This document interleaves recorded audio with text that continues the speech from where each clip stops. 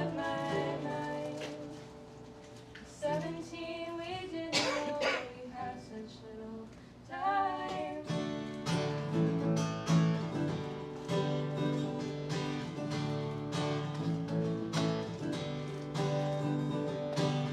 Riding bikes down your street and hanging out in parking garages. Bayside in the winter 2014. Do you got what I need? No, we're only 17, but think of all the pretty things we could be. La, la, la, la, la, la, la, la, la, la.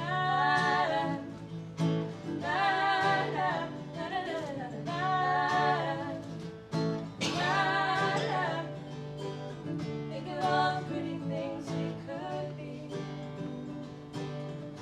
I want you to see me.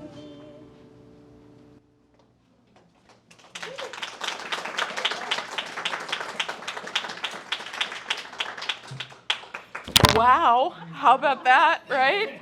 Oh my gosh, and I just have to personally say I've known somebody over there since they were like, what, 6 or something? So my name's Leanne Younger. I am the pastor of City View Church, and we are so thrilled to collaborate with Storybird. And I'm feeling nervous because I knocked down Will's mic. I don't want him to get mad at me. We're just so thrilled to have St. Agatha with us today. And so they're going to play another song to launch us on our way, and then Will and I will come back and introduce the concept of the Demilitarized Zone and get our storytelling underway. So take it away, friends.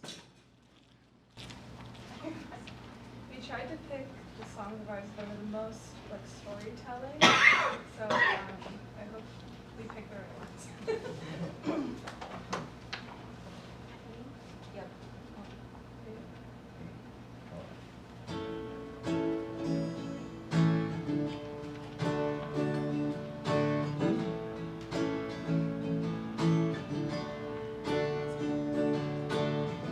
Don't know the last time I drank water from a garden hose, but I remember the taste so distinctly. Now my well has run dry, and it's telling me now that you miss me.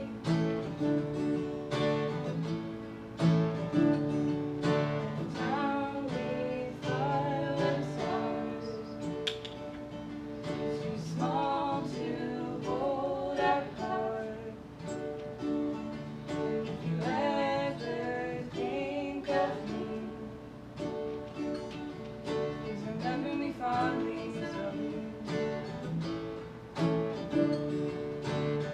Still got the photocopies that we made without a cut and paste on the floor of your parents' attic. We were so fearless yet still so afraid of the men we raised when your boyfriend was asking for it. And I called him out that night. He came around looking for a fight, and his friends had to hold me back. I'd do it again in a heartbeat, Zoe.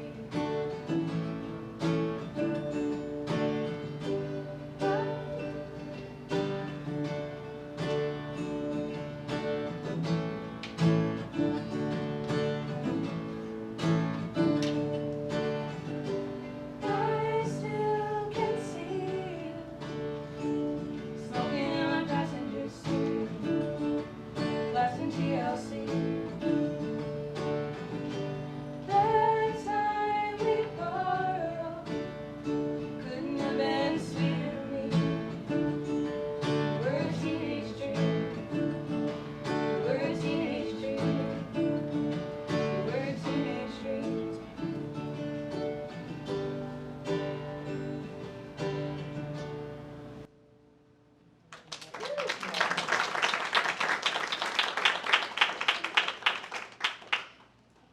Thank you so much, friends. St. Agatha will be back at our intermission, and I'm going to invite Will to join me up here, right, Will? Will's a storyteller tonight, so I'm not letting him out of getting up here. My job at the moment is to just review the rules of engagement for the Demilitarized Zone. But first, Will, I think you should introduce just who you are and why you're wearing a Storyberg shirt. I think you should go ahead. No, you okay? You sure? Yeah. Okay, great. Thank you. The purpose of this, and we can talk more about it, or you'll hear more about it, but I want to encourage you to talk to Pam up here, who is the brain trust of it all. Honestly, we got involved here this way. I saw Pam post something saying, I want to figure out how we can start to impact our very polarized, toxic social conversation. How can we do that? And this was the idea, the Demilitarized Zone, a place where hopefully what this is the inaugural storytelling presentation. The vision is for more. The vision is for a bus, right, to travel around the city, creating the Demilitarized Zone. To have an opportunity for folks to share and hear stories that you wouldn't normally get to hear because of all the boundaries that exist between us socially. And so I want to get really formal here for a second and just review the rules, if you will, the rules of engagement. By coming here, first of all, we want to make sure you understand that the Demilitarized Zone is not meant to negate or deny anyone's lived experience.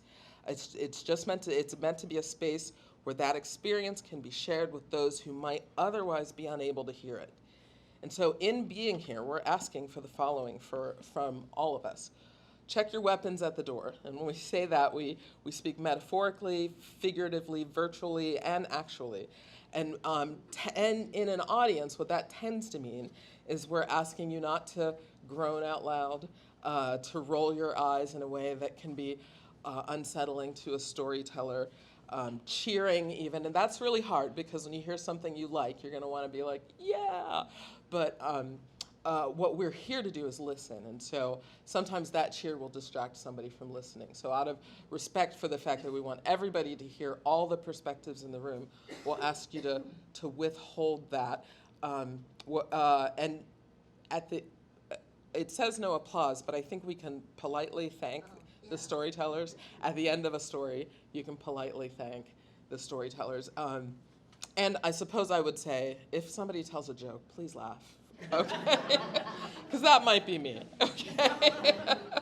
It looks like we don't have to worry about signs or slogans on T-shirts. That's later for when we're doing the bus tour, maybe.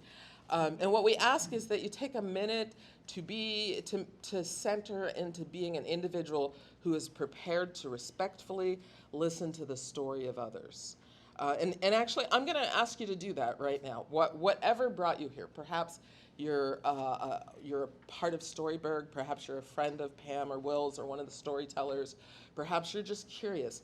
Could you just take a minute, maybe take a couple deep breaths? If you feel comfortable, close your eyes, but you don't have to, and connect to your why.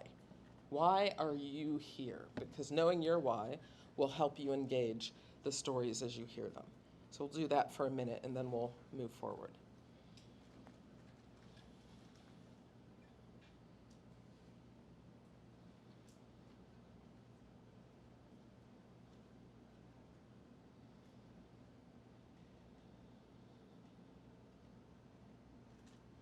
It's our hope that connecting to your why, it will help you listen well today, will help you understand also and remember that storytellers speak for themselves. And so this is the individual stories. This isn't a statement of City View Church. This isn't a statement from Storyberg or from Pam or Will or I or anybody else involved. We really are looking for individual human connection here today. And one other thing, because very often we are taught something different. Respectful attention does not convey agreement. Respectful attention conveys respectful attention. And let's give that gift to each other today. With all of that as the introduction, right? I feel like I'm used to hanging out with folks, right? Be like, all right, is everybody ready? Yeah. whatever. Let me just get off this mic and turn things over to Will, who will introduce himself and his role in Storyberg and be our first storyteller. So help me welcome Will.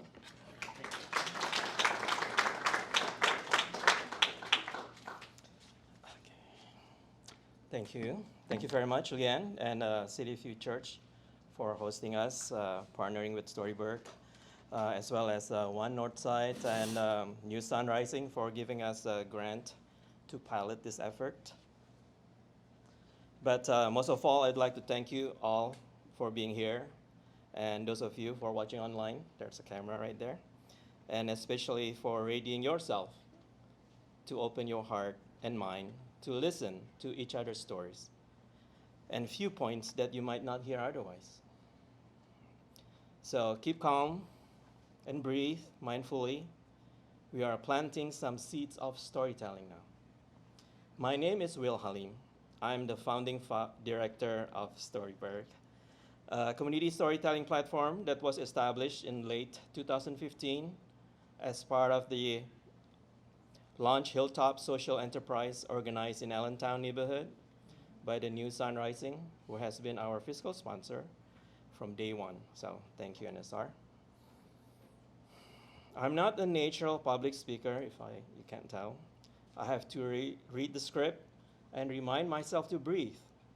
Seriously, you could ask my wife and daughter. Unfortunately, they're not here, but they always say, "Dad, breathe."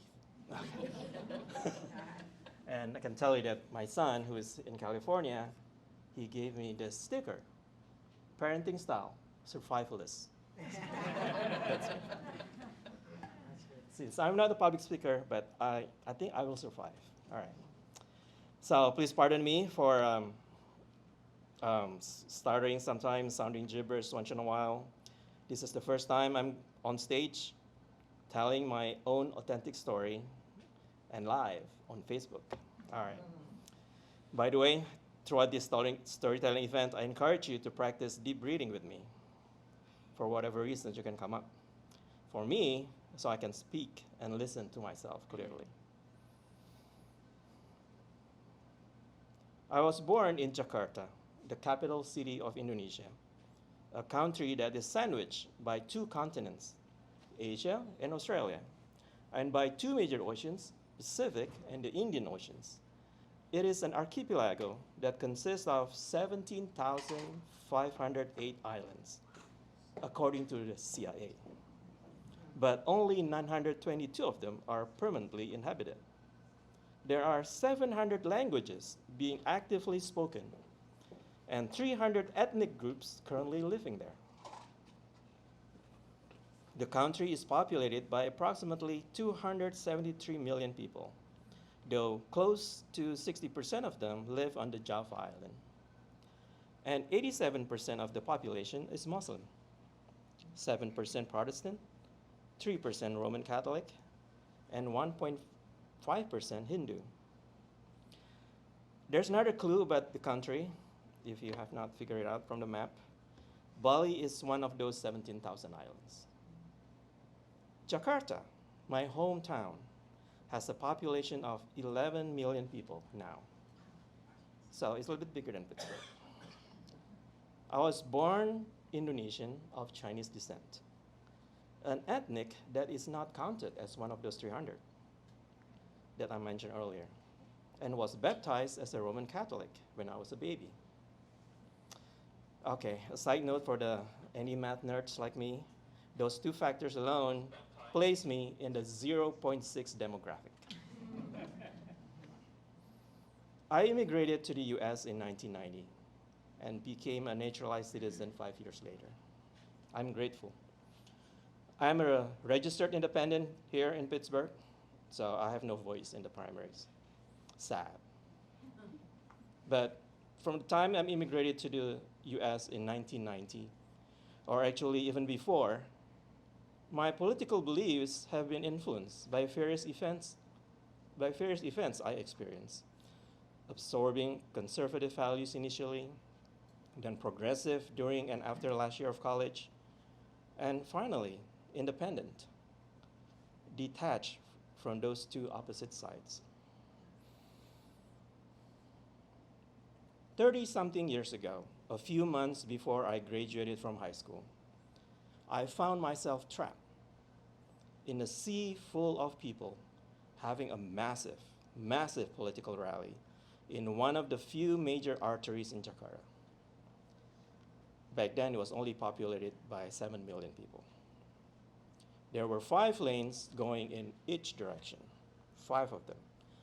And in each direction, it has 2 slow lanes and 3 fast lanes, and separated by a metal bar fence.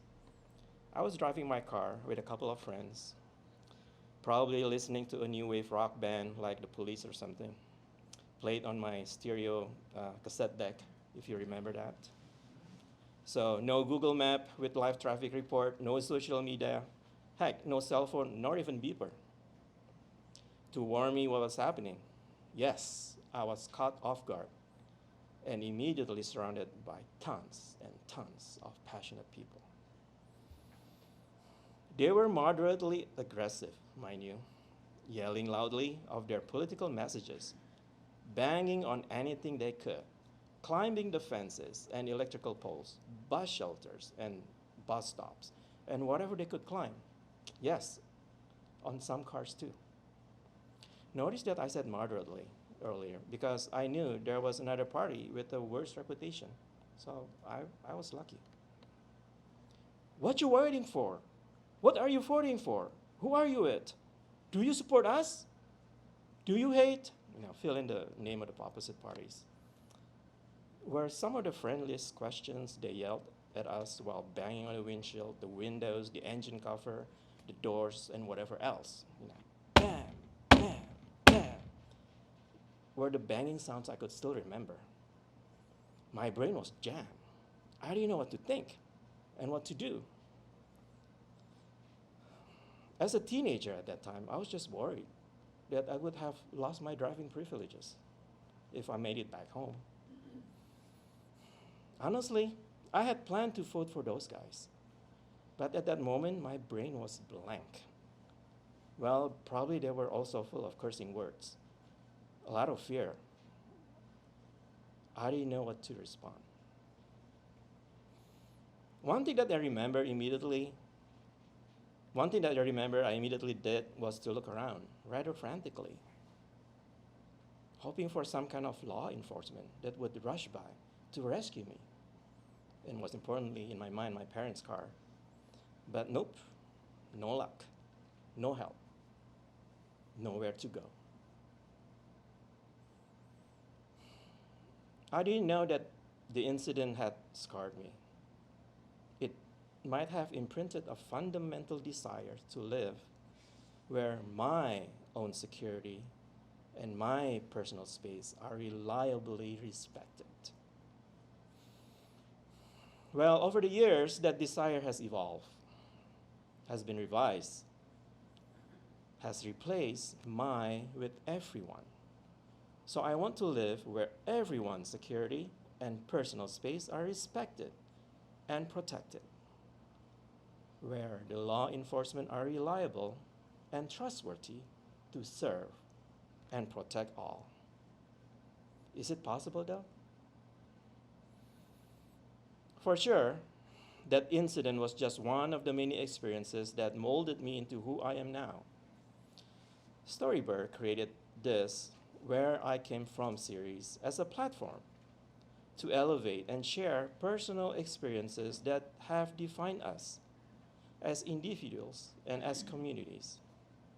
Where I Came From includes all aspects of change, geographically, demographically, and also politically. The Demilitarized Zone, DMZ, is a space where we mindfully come with full intention and participate to deeply listen to the stories of those we might not have a chance to meet in person. Storyburg is launching this DMZ because we realize the strength there is in creating a space for speaking truth of our own lived experiences. A space that I didn't have as a scared teenager, trapped in a car in the middle of a massive rally with nowhere to go. Thank you for listening. And last but not least, I personally would like to thank KB. I know she's here. She's right in the back. And Pamela Monk. They are our storytelling coaches. Thank you. We have a great, inspiring lineup tonight. John from Evergreen Hamlet, Pam from Perry South, Susan Edwards from Natrona Heights.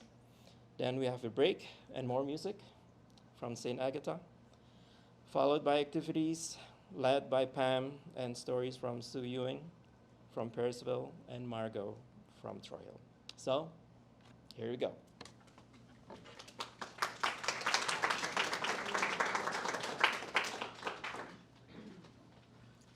First up is John Bolaños. You heard he's from Evergreen. It's really hard for me to remain neutral because this is my man Johnny B. Okay, but I'm trying. We've asked that you, when you came in, and maybe during the break you'll be asked to tell something, if you want, about yourself. I know exactly what it is. Okay. About yourself that most people couldn't tell from just looking at you. And we asked all the storytellers to give us that, and I will be introducing them using their answer to that question. And so what those of you who don't know, John Bolaños, for those of you who don't know John, you would not be able to look at him and know that he's a beekeeper and honey harvester. And I can say the honey is really good. So welcome, John, please.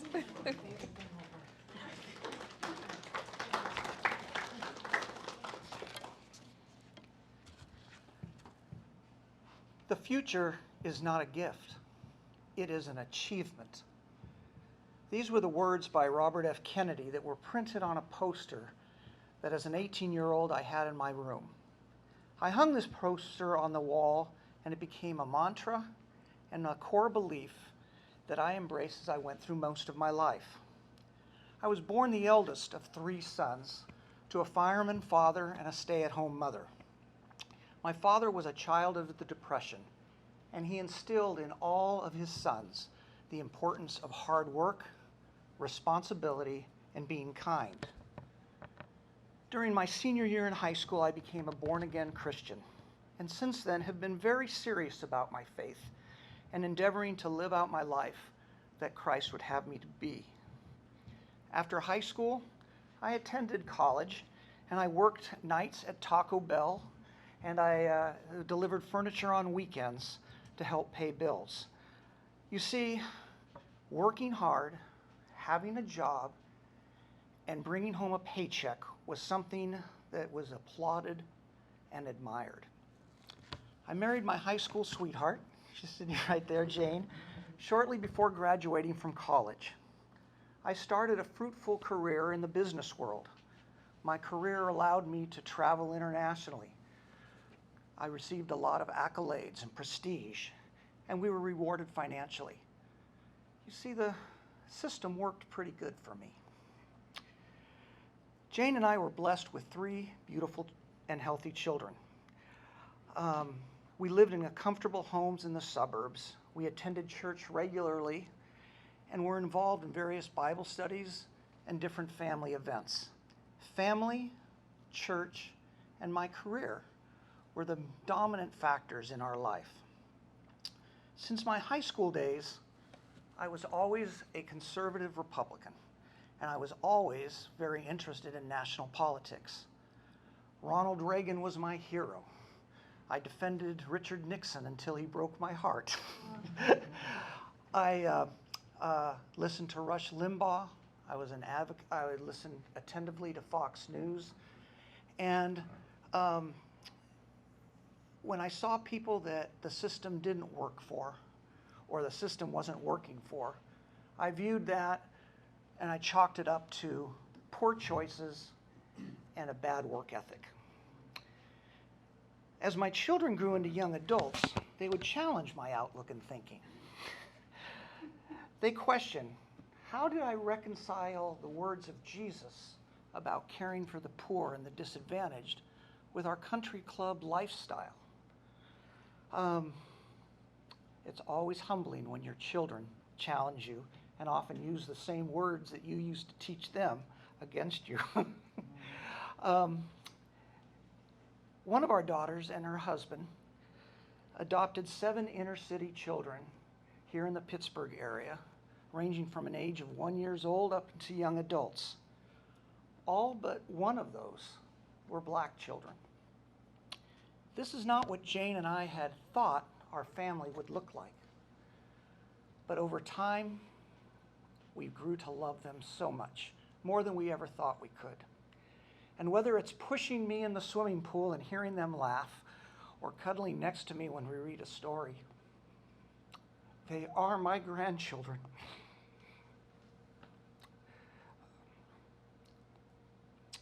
I was fortunate to retire at age 60 in 2014. If you'll remember, that was the summer the deaths of Michael Brown, Tamir Rice, and Eric Gardner captured my attention. The riots in Ferguson, Missouri, and the rise of Black Lives Matter were really starting to disturb me. As I watched these events unfold, a deep uneasiness began to stir inside of me. It dawned on me that these cute, precious little grandchildren of mine were going to be young black teenage men someday. And it scared me. And I realized I got to know more about this. It dawned on me I didn't know what I didn't know. And so I started to study. So I started investigating the history, causes, and incidences of racial tension in our country. It led me to read and discover things about our economics, our justice system, housing policies, poverty, drug abuse, white privilege, and more. I listened to podcasts, I attended lectures, and I started watching and listening to different television shows than I had before. Quite honestly, I was in disbelief that so much of what I thought I knew about economics and history and justice was incomplete and misleading in so many ways.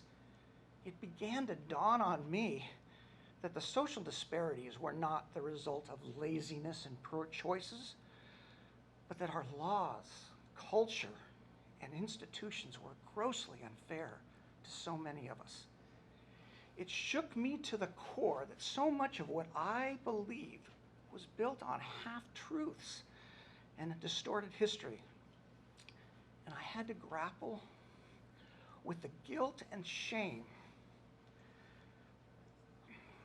that I had been so calloused and indifferent to the real pain and injustices surrounding me. For years I sat in the pews and I listened to the sermons about the Good Samaritan. And I realized I was like the religious leaders, just walking forward with my eyes forward, blinding myself to the hurt and the need in the world. In 2016, Jane and I moved here to Pittsburgh so we could be close to our children and our grandchildren. What this did was put into proximity and the opportunity to meet and interact and share lives with people of color. Up until that time, that hadn't been the case. I was able to be in a Bible study with black men and white men, and we grappled with policing in this environment after the George Floyd murder. And most importantly, I listened and heard directly from individuals about the reality they dealt with each day as men of color. I developed a close relationship with a younger black man, and he would share his actual experiences about being black in a white privileged world. On one occasion, he and I were going to go have lunch together. And I picked him up at his house, and we started to head to the restaurant. And he got a panicked look on his face. He said, "John, I don't have my wallet." I said, "That's no problem. I was planning to buy lunch anyway." And he got exasperated. He goes, "John, you don't understand. For you, not having a wallet might mean an inconvenience on how you're going to pay for the meal. For me to go in a public space with no identification is terrifying. You could have thrown a bucket of cold water on me at that point.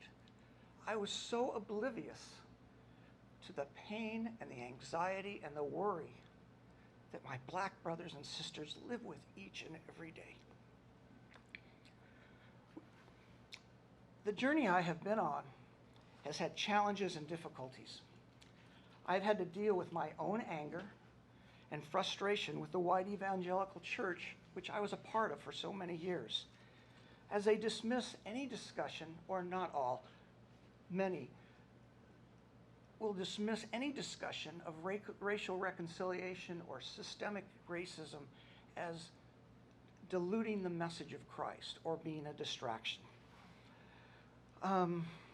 The other group I've struggled with has been a close family and friends, dear friends that I've known for years and years, who think we've just moved to Pittsburgh, we're drinking the liberal Kool-Aid, and we've been falsely impressed by the liberal media. But being candid and looking at myself, my early encounters with this group wasn't really good. I came on strong. I saw these things so clearly and succinctly. Why couldn't they? I didn't listen as well as I could have. I preached rather than listened, and I expounded my positions rather than ask questions and try to understand. And although I've admitted fault and I've asked forgiveness from them, some have now ghosted me. And in many cases, the relationship is reduced to just talking about news, weather, and sports.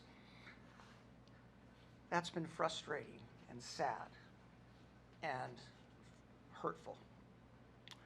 But despite these disappointments, I must say there have been rich rewards on this journey. I now have the benefit of real friendships and relationships with a diverse group of people. I sincerely believe that my life is richer and fuller. And I am sad for those who view others with suspicion and judgment. Oh, how much do they miss? And even with those that but one of my great joys is the growth in my faith in God. I have a better appreciation of the words of Jesus, and I can look at my brothers and sisters with less of a judgmental eye and more of a compassionate and understanding eyes. My view of God and all of his glory and diversity has grown. And I take Jesus' word about loving God and loving others as the true distillation of all that's really, really important at the end of the day. And I try to live that out with my family, with my friends, and the world I'm in. And even with those that I strongly disagree with, I'm learning to see them as children of God. And while I strongly disagree with their positions or how they treat people or how they vote, I will choose to love them. Because after all, they are like me. They are a flawed, imperfect person, loved by and created in the image of God. So I opened the story with the quote by Robert F. Kennedy as an 18-year-old kid that I really looked up to.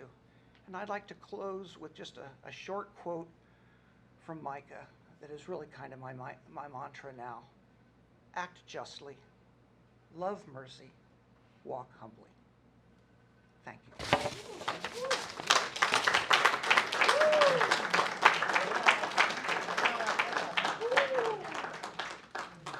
I hope that you can appreciate the courage it takes to get up here and dig deep. I'm happy to tell other people's stories, but when you have to tell your story. Our next storyteller is Pam Monk, and as I said before, she is the brain trust of the DMZ. And the thing that you will find impossible to believe about Pam is that she, in terms of what you don't know when you look at her, she does not think that she's short. It actually surprises her when people say that she's short. So I'm going to invite her to stand up so you can see it. Let's welcome Pam.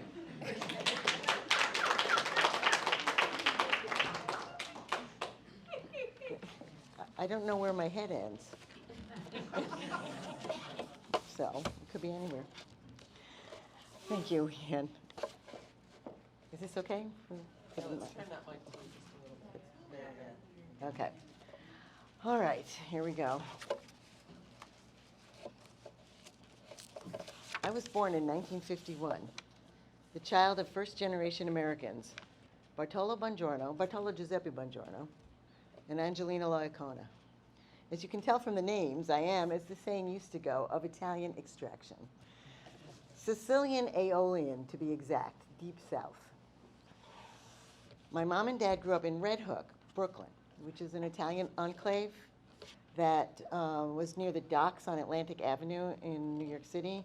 And both of their fathers were longshoremen. They were people who unloaded the boats that came in.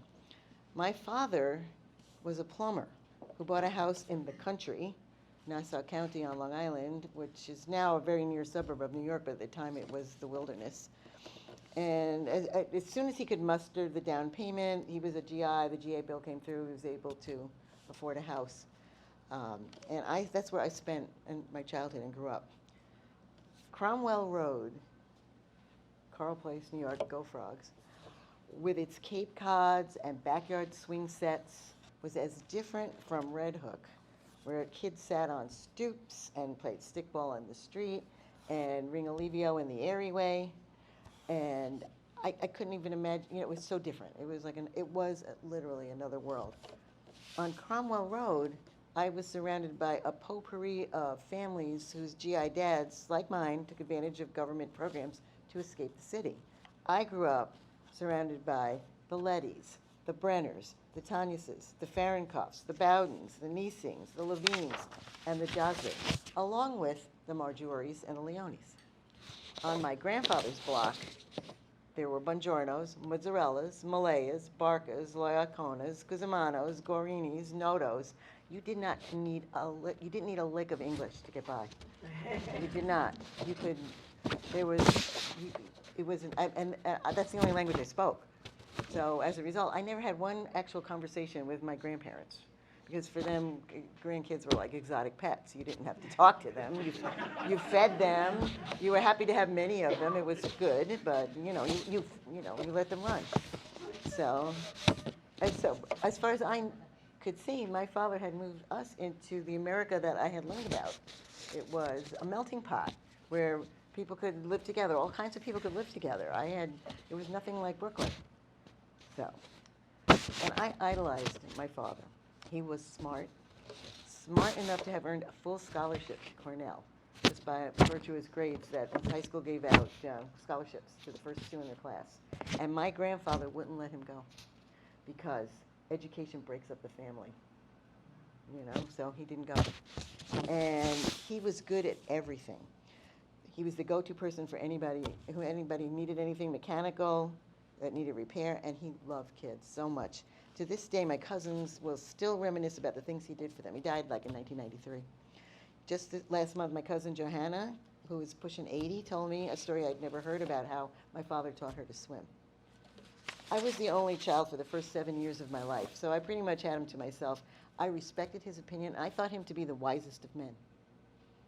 Did I mention I was born in 1951? Do that math. That puts my teen years right in the middle of what people now look back on as the 60s, a time of social upheaval and questioning authority. I didn't think much of it. Mostly our high school was sleepy and unconcerned. The biggest protest action was by two girls who took an F in gym class rather than be part of sports night, a very peculiar Long Island event in which all girls were expected to attend and to participate. And they just didn't like being forced into it. As for me, I was just living my life until one day during my sophomore year, I came home to tell my mother that a boy I had a mad crush on had asked me out. The boy in question was 2 years older than I, a senior. His dad was the chairman of the English department in the high school. And the guy played trombone and bass fiddle, and was also president of the UN club. Dream guy, no? No, not according to my folks. You can't go out with him, my father told me. He's Jewish. What? You listen to your father, my mother told me. That's all there is to it. What? If up till then my life had been spinning along dreamily like a 45 RPM record, this was the sound of the needle scratching deeply against the grain of the grooves. I was in shock. How on earth could this possibly matter? It made no sense to me. This was America. We were the good people who fought prejudice and the Nazis. My boyfriend's mother, when I apprised her of the situation, asked me if my parents were anti-Semitic. I wasn't sure, so I asked. Mrs. R wants to know, are you anti-Semitic? Yeah, that was not the reaction I got. My father hit the roof. The two religions are diametrically opposed. I am not anti-Semitic, but you don't want me dating a Jew. Isn't that what it means? The situation worsened as I stubbornly refused to break it off. Two incidents stand out. I was out with some family members in the city, which is Brooklyn, the city, New York City. A group of boys wearing yarmulkes, probably from a local yeshiva, walked by. "Keep a hold of Pamela," someone said, to general mocking laughter. And then one even more dire, a huge screaming fight on Christmas Eve before we were head out to the family gathering in Brooklyn, in which my father threatened to disown me. My instant reaction was, "Go ahead. I don't want your money anyhow." He didn't have that much. I didn't even understand why that was a threat. Yeah, seriously. But, it wasn't about the money. In my father's world, in my father's culture, if your family disowns you, you are as good as dead. In my world, it meant I would just have to go somewhere else for the holidays. But where? I actually walked out of the house that Christmas Eve morning, but I didn't go to my boyfriend's house. I walked around the block a few times and then went back home, where we reached a détente of sorts at the behest of my mom, who was in tears, along with my little sister, who at 9 years old was silent and confused. My decision to turn back home rather than go to my boyfriend that Christmas Eve was telling. It meant that he wasn't a safe harbor. But what was he? Was I sticking with him out of stubbornness, to make a stand for tolerance, because I didn't want to be anti-Semitic myself? We continued together for his first year at college, which was in New York, just a Long Island Railroad ride away. And sometime in the late spring of 1968, another boy, this one not a Jew, but not particularly Italian either, he was a WASP, which for those of you who don't know, means white Anglo-Saxon Protestant. And the last name Monk is, that's the guy right there. It's a class of WASP surname, Monk. Right. And anyway, this guy had captured my attention. And I his. And he had asked me out, and I'd said yes. So now what? The night before the date with this new boy, I asked to meet up with my boyfriend in person. He was home from college that week. And I told him I wanted to break up. And he asked me why. I looked him in the eye and said, "When I think about everything over the past couple of years, it just makes me feel kind of creepy." And that was the last I ever spoke with him. But I've had many years to wonder what I meant by saying something so cruel and completely unpremeditated. Perhaps it's because our relationship had played second fiddle to the family drama, and it was never tended properly. We didn't spend much time getting to actually know each other as our low-rent Romeo and Juliet ran its course. And he was 2 years older than I was. He once called me a diamond in the rough. And I didn't think I needed polishing, and I resented that. But we never discussed it. And while he was careful not to force me directly, he pushed me further physically than I was ready. And as of that night, though, we were done. I wasn't done with my family, however. I lived home one more year. The rupture scabbed over, and no one talked about it much. It was like it never happened, but it did. I went away to college, became a teacher, got married, had children of my own, and I have carried this lesson with me. My father, a decent man, had prejudices I reject. His attempt to strong-arm me into compliance was misguided. But he did help me understand something about the real world. People, myself included, are messy, complicated, and confusing. Accepting that doesn't mean giving up. It only means working through. Thank you.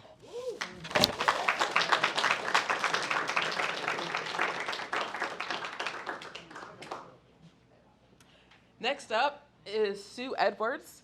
And I only want to say that later I'm going to tell a little bit about myself. I'm not an official storyteller tonight, but Sue lives where I grew up. So I love that. Something you can't tell about Sue from looking at her is that she describes herself as a late bloomer. I'll disagree with that part, but she started college when she was 43. So welcome, Sue.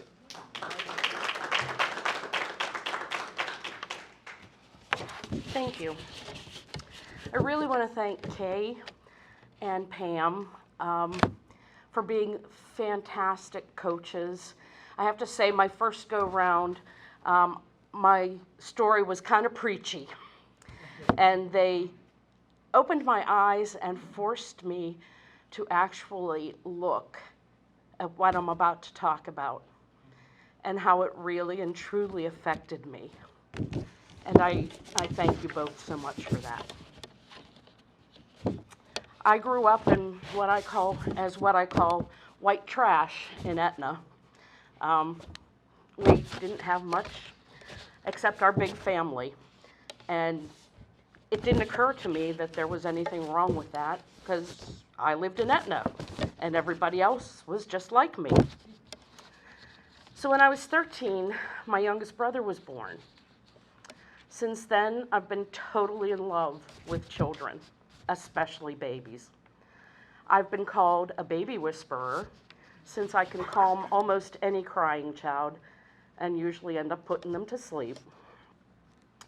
My dream job when I grow up is to volunteer at a neonatal hospital rocking babies. I just want to let them know that no matter how difficult their life up to that point, there is someone who loves and cares for them. My husband of 32 years and I have a blended family of 5 children. Yours, mine, and ours. But they've always been ours. We have always treated them as brothers and sisters. Today, as adults, they act like brothers and sisters. Get them in the room for 5 seconds and they're fighting. We're known in many social circles as Meemaw and Pawpaw. And yes, we do take in all strays. We love kids. If you're a kid, I don't care where you're from, you're welcome. You're part of our family. We don't require blood relatives. We just require love relatives. I was over the moon on Sunday, May 15th of this year at 7 a.m. Who texts their mother at 7 a.m. when I received a text message from our youngest daughter with a picture of a positive pregnancy test and a message that said, "Don't share with the world. I still have to call the doctor to confirm, but I think I'm pregnant." My response, both by text and in reality, was, "Quiet scream, happy dance." This daughter had already experienced a miscarriage and had been actively trying to get pregnant for 2 years. She'd been through countless tests and procedures trying to determine why she had not conceived. And finally, it looks like number 14 grandchild is on the way. I have pictures if anybody's interested. We do have 13 grandchildren on the outside and 2 great-grandchildren at this point. And now we've got number 14 in the oven. You probably can guess that I was at the very least hopeful when Roe versus Wade was recently overturned.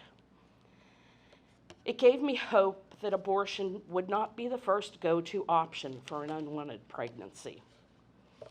It gave me hope that a young girl would choose to have a conversation with her parents or another trusted adult before choosing to abort her baby. It gave me hope that people who desperately wanted an infant baby but couldn't have one of their own for whatever reason would have an easier time adopting. My whole world turned upside down when the daughter who had experienced miscarriage and struggled to get pregnant started blowing up Facebook with horribly angry, ugly posts in opposition to the Supreme Court decision. Didn't she know that 19 years ago, her oldest sister had nearly died from a botched abortion?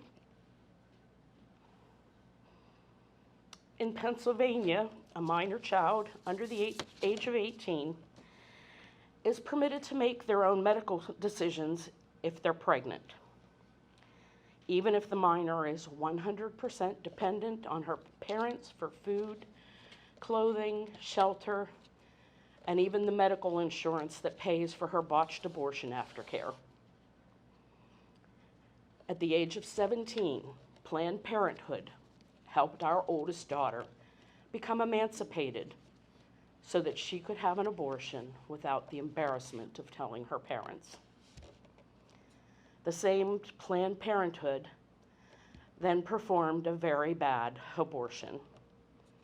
Later that evening, she was rushed to the hospital by ambulance as she nearly bled to death. I don't believe that trusting a scared, emotional minor to make life and death decisions on her own is healthy for anyone. There are countless studies of women who have mental issues for their entire lives over making a rash decision at a young age to abort their child. I can understand the turmoil that my daughter was experiencing when she found out she was pregnant. But I can't understand why she couldn't come to us. Why was she so afraid of us? Was it me? At 4 years old, I married her at the same time I married her father. She stood at the altar with us as we became a family. Didn't she know that I loved her as if she were my own flesh and blood? And I wonder how much influence the baby daddy had on this choice. Was he trying to pressure her into getting the abortion? I knew his parents. They were good people. Did he try to talk to them? Could they have helped her see that there were other choices? Didn't she have anyone that she could trust? She had choices she couldn't see. I could have helped her to see so many more options. Why didn't she come to us? She could have kept her baby. She loved kids too. Didn't she know how I feel about babies? Her father and I would have helped her raise that child while she made an independent life for herself. At that time, she had an aunt and uncle who were struggling to have a baby. They would have gladly adopted her baby, and then that baby would still be part of our extended family. We would have supported her through the pregnancy if she chose to have the baby adopted by outside individuals.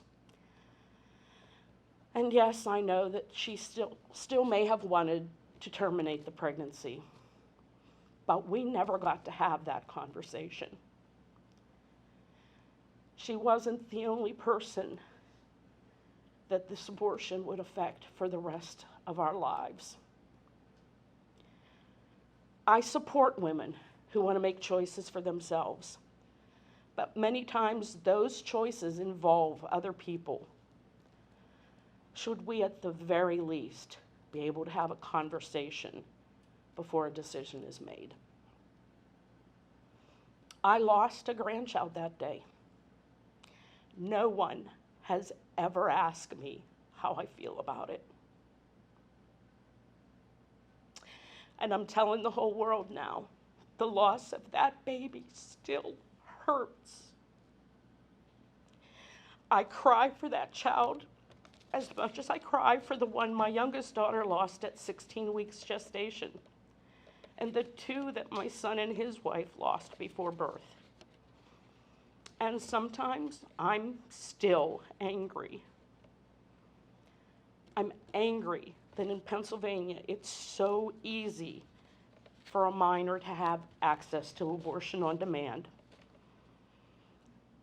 I'm angry with myself for not being more aware of what was going on in her life.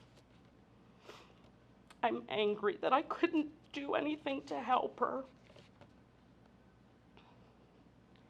My daughter was a very tender-hearted, caring individual. We lost her 9 years after that abortion to prescription drugs and alcohol. I can't help but wonder if guilt and pain from the choice that she made at 17 played a part in her death. I'm angry that she's not here to see what great kids she has. I thank God every day that she chose to keep her son and daughter, who were only 4 and 5 when she died. They're now 16 and 17 and have been living with us for 4 years, since their father also died. I see so much of my daughter in my 16-year-old granddaughter. I pray every day that I'm building the kind of relationship with her that she feels comfortable talking to me about the hard stuff. I pray that she knows that I'll truly listen to her. I pray that I'm teaching her to understand that not everyone sees things the same way, that there's more than one side to every circumstance, that no matter if we agree or not, there is nothing she can do that will ever make me stop loving her, that she doesn't have to make the hard choices alone. And I hope she catches those important lessons and lives them out in all of her relationships. Thank you.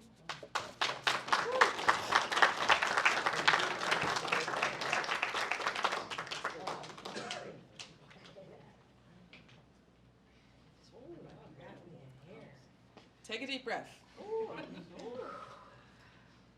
Thank you to all of our initial storytellers. I wonder if you would express your appreciation to all of them for their courage.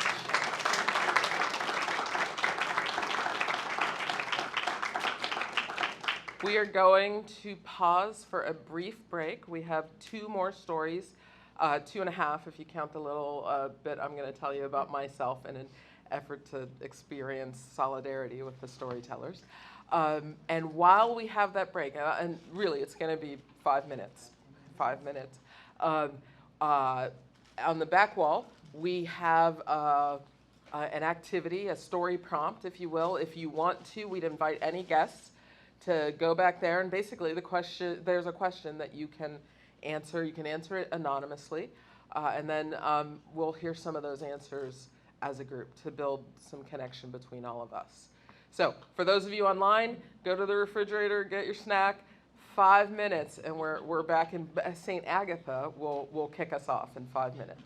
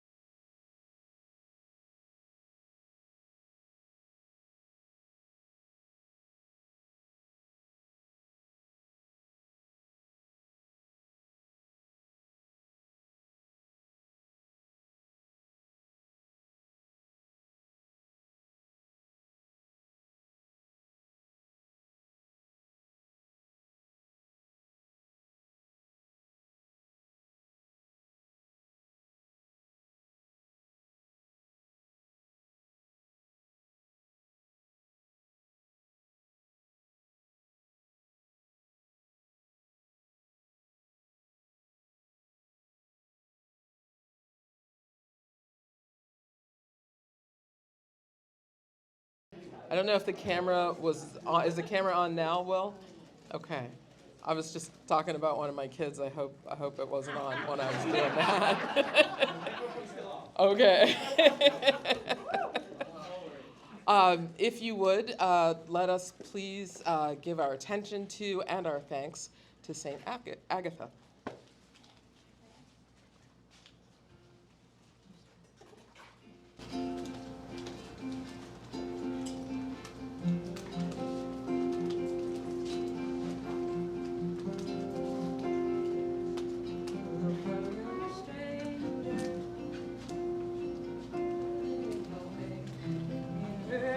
We're stuck together in this fate, terrifying.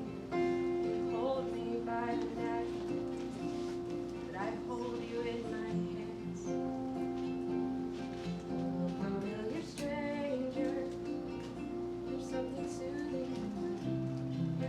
You're lingering, the price of loving comes at the cost of living. It's getting higher by the day. I want to stay, I want you to stay. Let the unholy bond become a healing balm. I'll give you everything you crave. You'll call my berries, nothing safe, nothing safe.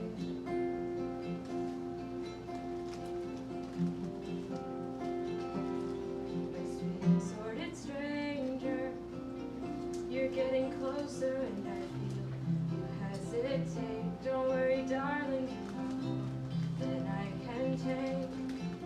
I promise when it's over, I'll return the favor.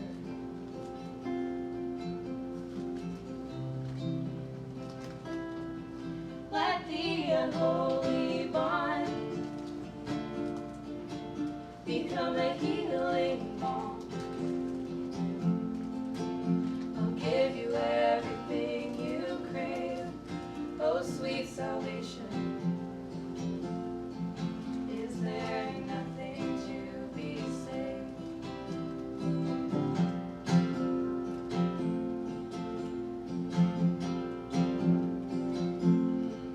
As you break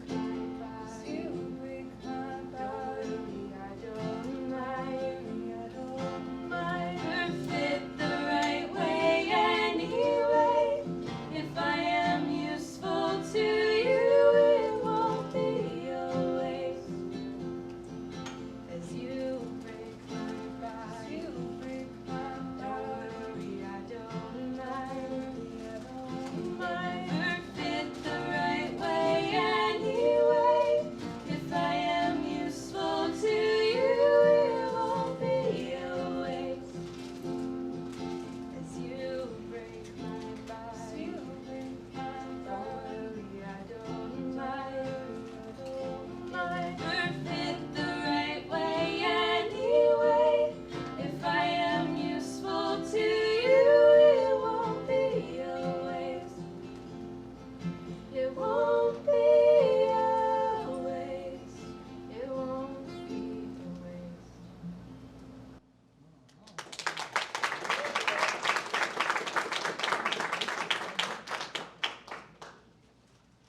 Thank you, St. Agatha. For all of you folks here and the folks online, you can find St. Agatha on bandcamp.com. Is that right? Bandcamp.com? Check out their music. There's more of that amazingness online. So I'm going to take just a couple of minutes as, I don't know, what am I, the MC here? You're the ringleader. The ringleader? I thought that was you. Just to express or act in solidarity with all of the storytellers, basically all of us who are getting up here on the mic. We're going to tell you a little bit about ourselves. And so first, I want to tell you something that you can't tell from looking at me, which is that I am an absolute fantasy fiction nerd, okay? Lord of the Rings, everything, okay? The Hobbit, the whole deal. The movies, the books, the whole thing. So yeah, I'm a nerd. So, I want to just tell you a brief story that is in line with our theme of where I'm from, and I want to start it by telling you about my college registrar.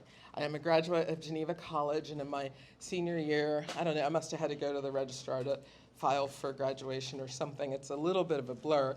But the one thing that isn't a blur is the registrar looking at me and saying, "It's really amazing how far you've come considering where you started from." And yeah, right? I can see looks. You're not supposed to look. It's the DMZ. You're not supposed to roll your eyes, but whatever. I didn't really know how to take that. I'm going to tell you, what was I, 22? And it would almost be, I understood the tiniest bit of that as some sort of racial discrimination. That's how I felt. But there was more to it. And I actually wouldn't know that until I was almost 30. Because I want to tell you that I grew up in Natrona Heights in a place called Sheldon Park, which is federally subsidized housing. I grew up in the projects. And if you're not familiar with that, it's housing for poor folks, okay? Housing for folks who can't afford apartments, can't necessarily afford to buy a house. We were in the suburbs, which is an odd thing, but so I lived in the projects. Across the street were houses like I live in right now. But we lived in from my perspective, tiny little apartment for families. That's where I lived. And while I understood that we were a poor family, in other words, we were a family without much money, I didn't know what it meant to be from the projects because I didn't know I lived in the projects. Nobody told me that. And I was nearly 30. I think I was 29. And I got a job at a youth mentoring agency where my job was to go around and match adults to at-risk youth. And so I had to go to a small community in Aliquippa. Statistically, most of us, if you're familiar with the area, would recognize Aliquippa as a struggling area. But I went to a struggling area in Aliquippa. And I drove up into the parking lot and saw these row house buildings of apartments, carbon copies with the tiny little postage stamp yards, and even the clothesline hangers that we had at my house. And it hit me that I grew up in the projects. I didn't know that I grew up in the housing project. And so you know what I didn't know? I didn't know I wasn't supposed to go to college. And I didn't know I wasn't supposed to do well or to become the community leader that I am. And I would say that the gift of that day of realization is this inner drive that I have to cultivate and create spaces where labels don't matter, where tags that were put on people who grew up in the projects, but were miraculously not put on me, at least in my home, where those tags don't matter. I have this inner drive to create those spaces. I have this inner drive to create spaces where you're from doesn't determine how you finish. Where love and opportunity, and if I take love and opportunity together, I would use the word justice, where justice belongs to everyone. And that's my drive, and that's my story, and I'm sticking to it. All right. Thanks. And our next storyteller is Susan Ewing. And what she wants you to know that you can't tell from looking at her is that she is not from the Berg. I think maybe if you talk, we'd already know that. So come on up here and Jens tell us a story in that.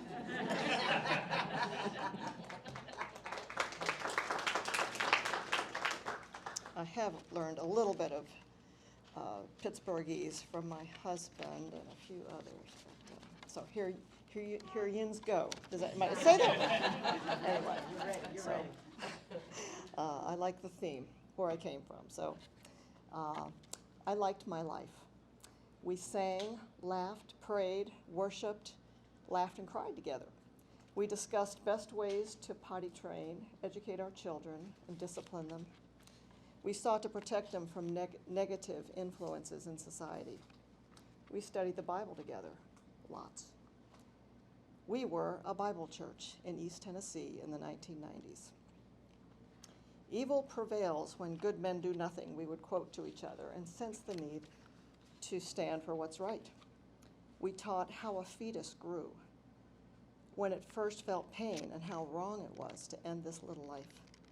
We were sure we knew when life began. I don't ever recall trying to learn why some of these women made this choice, what drove them. We assumed we knew. Convenience, perhaps. Don't worry, we'll help you. We'll give you a crib and a blanket for your newborn. Some of our group protested at abortion clinics and were arrested for it. Others volunteered at crisis pregnancy centers or prayed at abortion clinics. Our daughter wrote and sang a song for a pro-life banquet. Those of a different view began to feel like enemies who were attacking our families. Why don't they like children? We must fight for the helpless unborn, was our attitude. We understood our duty, end of story. After more than a dozen years living in this community, my husband and I decided to return to mission work, this time in the international office of the organization we'd worked with in Kenya when we were young. So in 2004, we moved to Bristol, England. I was eager to get to know and encourage these English Christians in the post-Christian society that I knew they lived in. They needed my help. In fact, our 3 teenage children attended some local schools there where they quickly learned that not everyone was enamored with Americans, especially American Christians. In fact, some seemed to blame us personally for the Iraq War, for starters. We attended a church there where our children found friends. Claire was the mom of 2 of those friends, a doctor for the National Health System, a high-energy sort who liked to ask provocative questions. In our first conversation, she asked, "Do you find it hard to live here with this anti-American sentiment?" At that point, I hadn't noticed. Thank you. I assumed Claire wouldn't have time for a friendship. She's a busy doctor. Yet, unlike American doctors, she could work part-time, as could her husband, so they could split the child care, because part-time work was possible there because health care was provided by the government. It was working for them. It was a different way to do parenting. But apparently there was more than one way to do this parenting thing. Who knew? Since we both enjoyed walks, we'd bring our dogs and take long treks through the woods or the English countryside while discussing our children, gardens, God, politics, and our country's similarities and differences. Afterward, we'd share a cup of good English tea together, of course. "Why don't American Christians care about the environment?" she asked me one day on a walk. Though personally I felt I was doing my part, I found it hard to explain why, as a group, the Christians in America did not value this highly. She was not attacking us, but really wanted to know why. So these questions didn't offend me. Several in the church were involved in a Make Poverty History campaign. Fighting poverty was not really on the radar of the churches I'd attended. Yet helping the poor actually seemed rather Jesus-like to me. My U.S. friends would be more likely to suggest these folks get a job without learning more of their situations. Now it was my turn to ask her a question. Why don't the English stand up for the pro-life position? The English Christians in particular. I didn't hear them talking about it in their church the way we did in our church in the U.S. Her answer would take me on a journey. We don't want what happened in the U.S. to happen to us here. Whoa, I thought, they know how the American Christians have battled the culture for pro-life, and the English Christians are unimpressed. I felt we were doing a loving, righteous thing for these innocent children. Then I wondered, who started this conflict anyway? I remembered ugly comments and signs at protests. Was it us? We'd actually done more than just stand for the unborn, it seemed. We'd started a war. 4 years later, after many thought-provoking discussions with my friend and cups of tea, Claire and I hugged a sad goodbye, and our family returned to the U.S. I'd learned much from the English, especially from my friends' questions. Now I look for friends who are different from me, so the learning can continue. We moved to Atlanta, where I worked with some young women trying to overcome trauma and become independent a few years ago. Hearing their stories gave me a very different perspective and much more sympathy. When the George Floyd incident happened in 2020, I consulted my new friend in Pittsburgh to better understand the plight of the Black community in America. So much I had not understood. She is helping me still. Thank you, PJ. I try to relate to those on any side of issues now, if I can. I find it helps to find a friend who will fill out the picture. After all, there's usually more to the story. Thank you.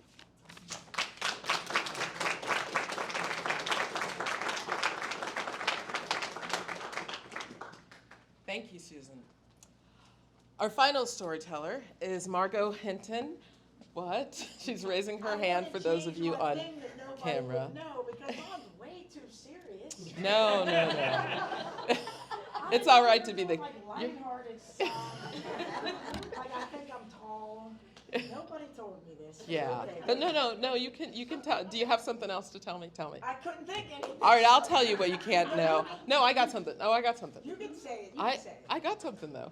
Most people who don't know Margot don't know that she is a Hall of Fame basketball player from the University of Indiana, IUP, right? I'll She's take that. in the IUP Hall of Fame. I got you. If you So want to know the other thing, you have to ask me when it's over. I'm going to invite Margot up here to tell her story, and let's please welcome her.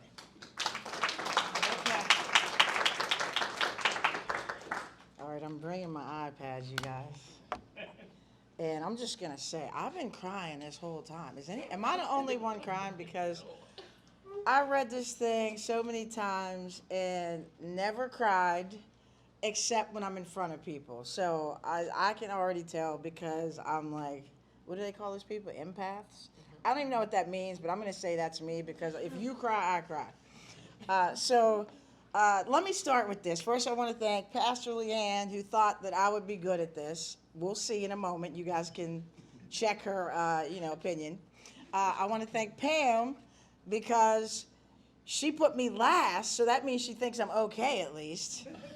And then Coach K back there, who I knew for like 30 years, and we haven't seen each other for 30 years. We get on a Zoom, and I'm like, and she's like, and we knew each other, so definitely thank you to her. All right, so, and then I want to start with this because I feel like it makes sense. I think it's apropos, to use a bigger word that some of us may know what that means, appropriate, to mention Serena Williams right now. It has nothing to do with my story, but and the reason why I want to mention Serena Williams is because I feel like her life is a journey that we can all relate to, where you start somewhere and we're all evolving. That's what she says. She wants to evolve out of tennis, right? So we've all evolved where we're from, where we came from. And I feel like it's just something that makes sense right now. I hope that's not my phone. Is that me? Okay, just keep going. Is that me? I apologize if that's my phone buzzing. But anyway, so I wanted to shout out Serena. I'm going to start. And I'm going to do a little bit of reading and try not to go too off the cuff because I tend to go on tangents. All right, here we go. So, it is appropriate to begin my story of transformation and passion by centering my experiences as a child. I'm a 54-year-old Black female, as you can see, who transitioned from an all-Black community to an all-white community in the first grade in the early 1970s. What I want you to do is just get a picture of that in your head. And as I tell the stories and read some of these things, just try to visualize what's going on. The contrast between those two neighborhoods have significantly impacted my worldview and my evolution as a human being. It is from that specific lens of contrasting standards and styles of community that I have grown into the educator, athlete, coach, referee, family member, friend, and activist that I am today. In the all-black housing project, thank you, Pastor Leanne, I can relate, community of Elmore Square, in Pittsburgh's historical Hill District neighborhood, where August Wilson centered his characters, I felt like an insider, connected through blood and culture to the people that called the Hill their home. I still remember, I have no idea, I wish my mother was here, the lady's name, but there was a lady who made ice balls. And ice balls are like a little bit like Italian ice, but they're in a styrofoam cup. This is me at like 3, 4 years old having this memory. And we would go to this lady's house. She would bring out the ice ball. There would be all kind of kids gathered around, and you would also get like a little bag of penny candy. And somehow that was like, felt like a connection that I had within that neighborhood. That's just one example. Now, in Bon Air, the all-white neighborhood, remember the 1970s, the early 1970s, where my family was greeted with cross burnings and messages that read, "Nigger, get out." I was an outsider on the inside of a society that felt distant, but close enough to feel the pain of those who carried the hate of racial prejudice. As the daughter of a mother who stared down the barrel of a gun pointed on her by my best friend's grandmother, let that sit.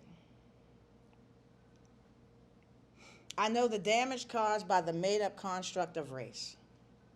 I have witnessed socio-economic blindness that allows middle-class and impoverished whites to embrace solidarity with their whiteness at the expense of their own economic stability. It is from that position that my interest and passion for social justice, equity, and inclusion is derived.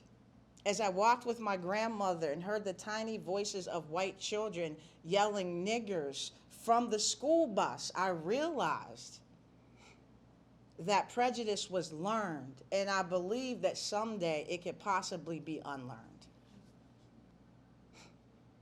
As I peered through the window of my neighbor's porch, as the white children were welcomed inside, I realized that being outside also meant that I was outside of the cruelty that it took to tell a 6-year-old that they were not welcomed in your home because of their race. Much of my evolution as a human being is directly related to my experiences in the exclusive neighborhood of Bon Air on Arabella Street. We were one of only 2 black families in the neighborhood. I lived next door, and I smile every time I say their names. I wish I knew where they were. But I lived next door to Debbie, Missy, and Eddie. I never knew their last names, but I did know that my presence in their presence had conditions. And it wasn't by them, but it was by their parents and their grandparents. Debbie and I were the same age. Missy was younger and Eddie was older. Their grandparents were our next door neighbors on the other side. My family consisted of me, my mother, my grandmother, my Aunt Linda, and my cousin Larry, who eventually came around after we lived there for a couple years. Essentially, we were sandwiched between my friend's house and their grandparents' house, who believed that we didn't belong, not just in the neighborhood, but for me was what was important. They didn't believe that I belonged around my friends. Don't get me wrong, and this is the fun part, you guys. Don't get me wrong. There were great times as well. Debbie and Missy and Eddie had what we called back then a Tarzan swing. Anybody know what a Tarzan swing is? So let me describe it. Well, let me just say this first. So it wasn't unusual to see 15 to 20 kids in their backyard waiting for their turn to grab a hold of that rope and swing over the pole that was used for their clothesline. It also wasn't unusual to see me, the only black child, amongst a large group of white children waiting to show up, show off, and show out. Now, there's a tree, there's a hillside. You would start on the right side, you would swing out, and it'd end up on the other side, and there's like a big long line. Everybody's waiting for their turn.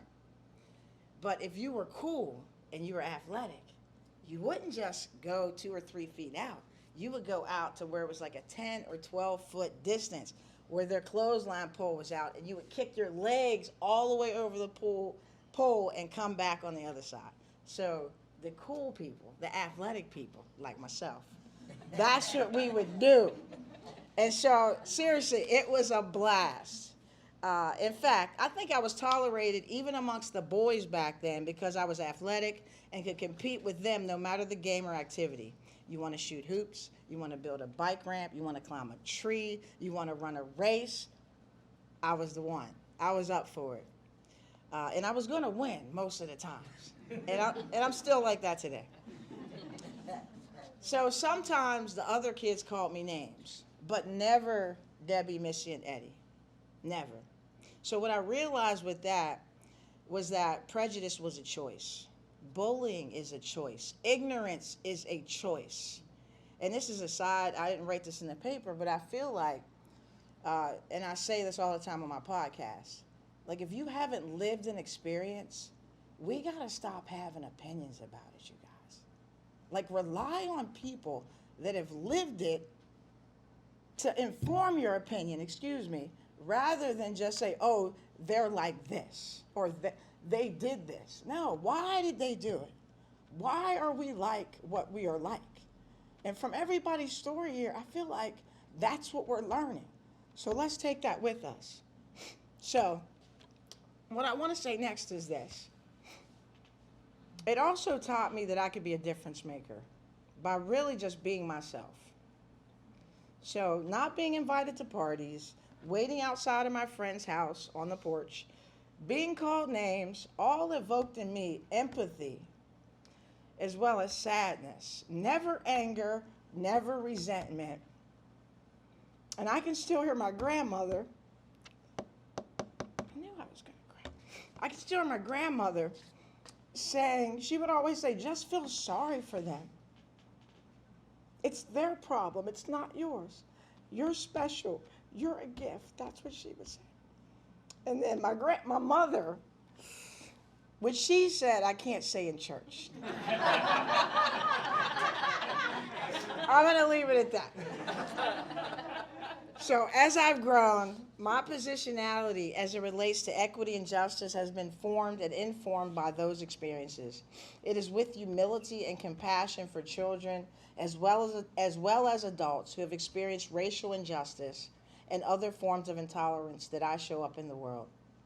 As an athlete, a citizen, an educator, and a member of the beloved community, stole that from Michelle King, I seek to position myself as a listener, a facilitator, and an organizer of social justice transformation.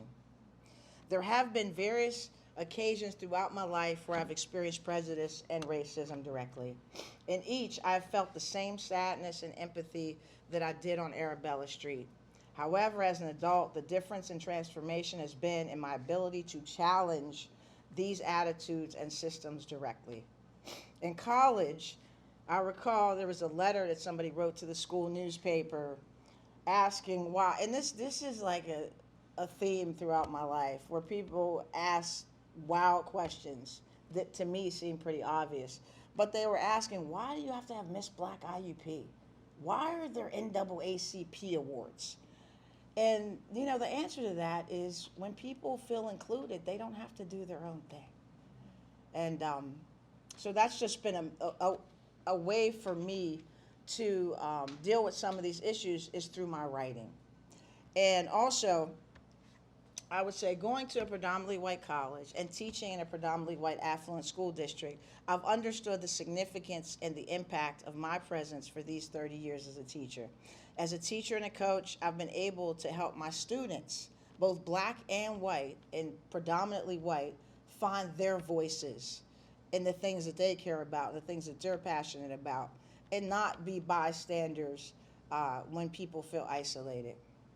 After the death of George Floyd, I decided to get a master's in social justice and community organizing. I graduated with that in May. And I want to finish with this. In Elmore Square, the seeds of cultural excellence were planted. On Arabella Street, I was called to challenge their way of thinking with my presence and my refusal to accept the inferior status that some members of the community attempted to level upon me.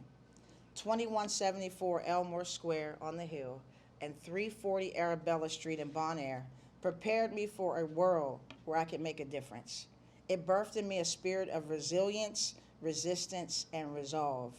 And for that, I'm truly grateful. I gotta get my claps out of the way because I'm not done. I got a couple more things. So, this week, you guys, I don't know if you've heard these stories, but there was a story with Little League Baseball where the one African-American kid had to go through some things. We had the story with the Brigham Young University volleyball crowd yelling racial slurs to the player from Duke University. And to me, it just brought back all the feelings, some of the feelings I had when I was on Arabella Street, where, like, where are the people to speak for other people, right? And so my call to action to you is, where can you speak up on behalf of others in your life? And also, who needs your voice? So I encourage you to look around your world and figure out who needs your voice. And I got one more thing, Pastor Leanne. It's just a poem that I wrote back in 2002, and I'm going to end with this, and I'll be done. It's called What If? What would America be without the struggle of black folk? How could we fight terrorism if we had never moved beyond slavery? What if the civil rights movement had stood still? What if there were no Martins, no Malcolms, or Medgars, or before them, no Bethunes, Tubmans, or Booker T's? What would America be? What if we didn't fight? What if we believed what we were told?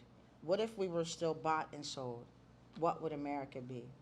Could we even tell right from wrong if blacks were still lynched and hosed and bombed? What if the mindset of 1962 still colored our thoughts in 2002? And I think we can say 2022. Would you even be you? And what would America be? Thank you.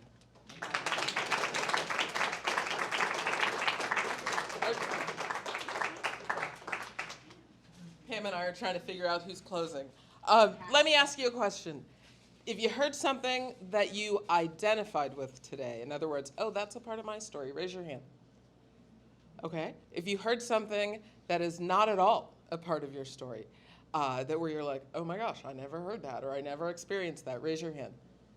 So the challenge here today, friends, is to go home and breathe a little bit into these stories and see what these storytellers are calling forth from you. We're not here to tell you what to do with what you heard. We're here to ask you to listen deeply and don't just, when you walk out this door, let these stories fly out your head. This is streaming.